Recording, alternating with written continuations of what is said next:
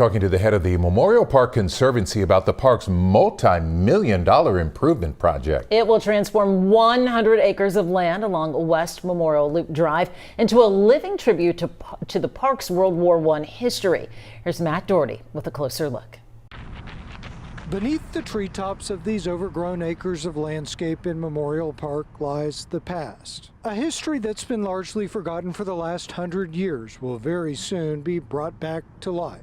We'll begin to remember Houston's history and what Memorial Park and Camp Logan was in that time. Chris Ballard is the president and CEO of the Memorial Park Conservancy. We found that most Houstonians don't know why it's called Memorial Park. More than 100 years ago, during World War I, the 1,500 acres comprising Memorial Park were part of Camp Logan. More than 70,000 soldiers and support staff passed through the U.S. Army training camp from 1917 to 1919. When the camp closed after the war, the property was sold to the city with the intention of creating a memorial park, a tribute to the ones who were here, just before many of them were sent overseas. We'll be able to kind of tell this story and give the park user an experience of what a day in the life might have been like in 1917 in Camp Logan. The $42 million Memorial Groves project will encompass the 100 acres of the park running north to south between the Union Pacific Rail Line and West Memorial Loop Drive.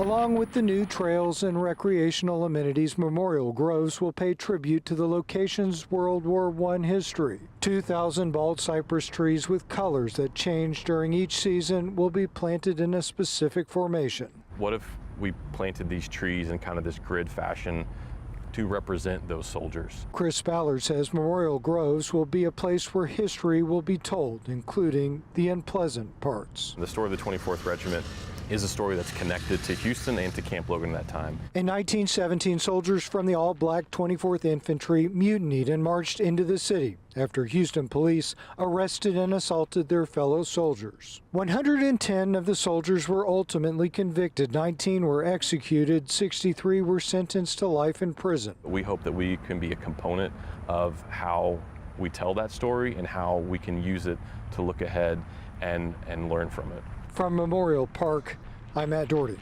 KHOU 11 News.